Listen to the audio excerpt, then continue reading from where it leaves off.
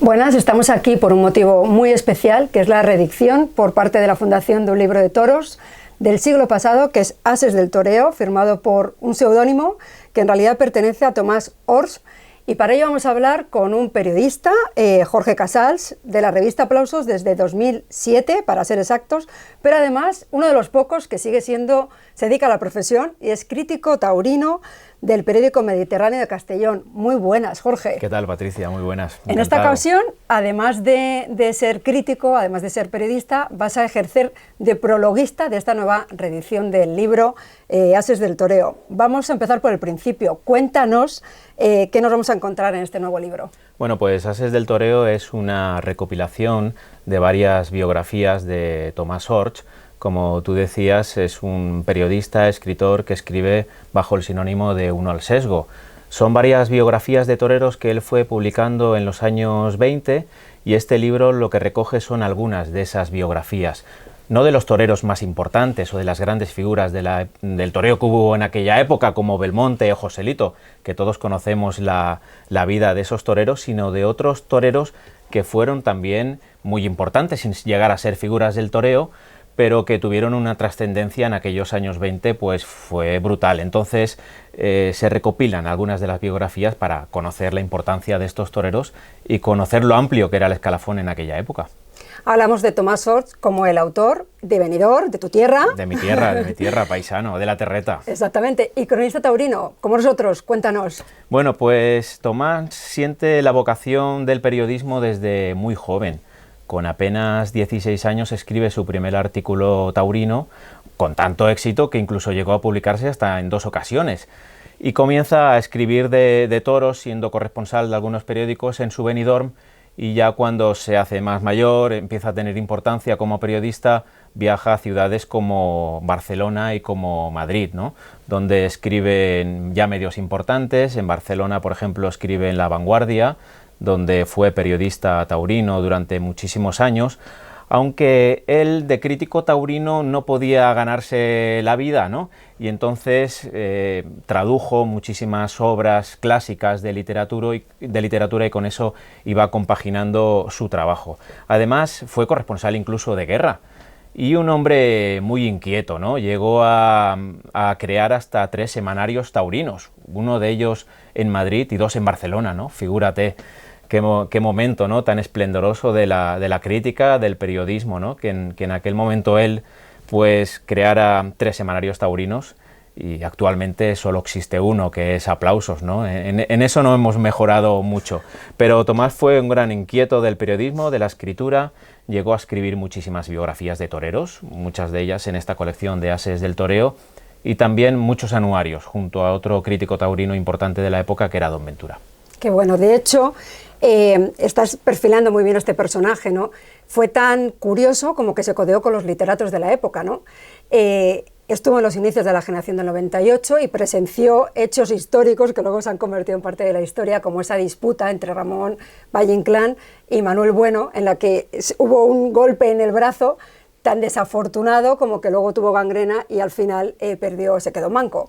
Cuéntanos un poco esas aventuras o desventuras. Eran muy amigos de la gente de la generación del 98, pero sobre todo de Valle-Inclán, ¿no? Valle-Inclán, que fue un gran aficionado a los toros, pero sobre todo muy seguidor en aquella época de Juan Belmonte. Bueno, a la historia pasará aquella mítica frase en la que Valle-Inclán le dice a Juan Belmonte: Juan, eres un gran torero, lo único que te queda es morir en la plaza, ¿no?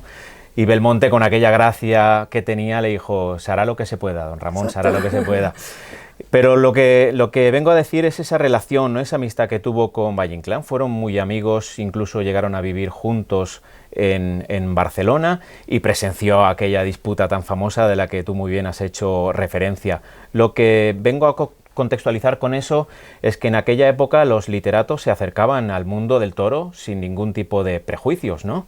Estamos hablando de la generación del 98, que tanto influyó en la tauromaquia, pero en aquellos años 20 tenemos que hablar evidentemente de la generación del 27, impulsada por otro torero como fue Ignacio Sánchez Mejías, que por cierto también Tomás escribe una biografía de Ignacio Sánchez Mejías. Entonces todo va unido, ¿no? Aquella época del 27 en la que los literatos, los intelectuales se acercan al mundo del toro y con Tomás estando presente también ahí. Antes hemos dicho al comienzo, al presentar el libro, que se trataba de un libro del siglo pasado, pero quizá nos falta la contextualización perfecta, ¿no? Estamos en una edad muy peculiar para la tauromaquia, en los años 20, y empieza la edad de plata del toreo, de la que tanto y tanto se ha hablado. Cuéntanos un poco, relátanos en qué momento nos encontramos. En 1920 muere Joselito el Gallo, y entonces parece que el toreo se quede huérfano. Juan Belmonte al final se hunde en una depresión porque fallece su gran rival, pero sobre todo su gran amigo, que es Joselito el Gallo, ¿no? Se retira de los ruedos incluso. Parece que estemos buscando ese nuevo ídolo, ¿no? Que el cetro del toreo lo tiene que ocupar otro torero.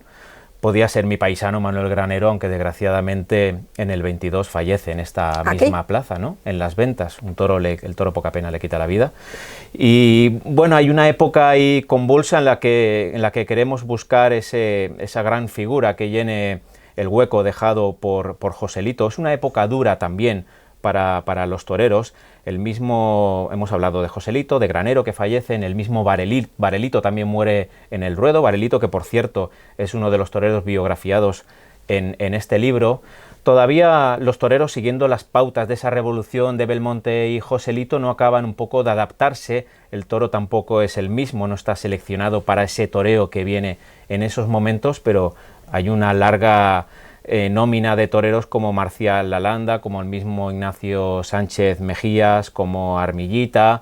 Hay muchos toreros, ¿no?, que hacen que la edad de plata del toreo sea una edad importante. Eslabón entre dos épocas, la edad de oro, que dejan Joselito y Belmonte, que terminan muy pronto, y luego el toreo ya con la guerra civil con Manolete.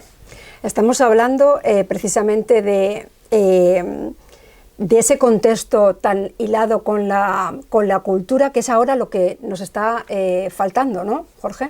Pues un poco sí, ¿no? Estamos hablando de que la cultura siempre va relacionada en aquellos años con la gente, de los literatos, los escritores, los intelectuales.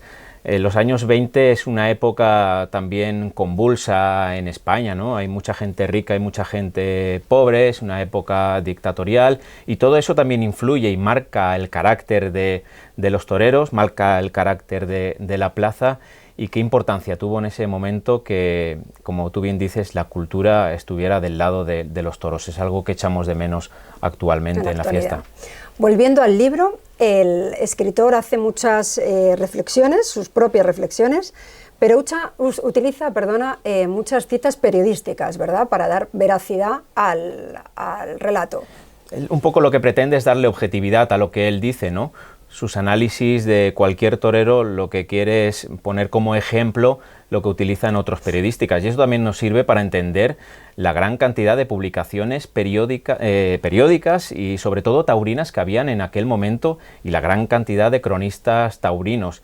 Y sobre todo para nosotros, para los periodistas, es un libro de consulta extraordinario, ¿no?, para utilizar fechas y acordarnos de algún momento concreto de la historia. Siempre recurrimos a este libro de consulta.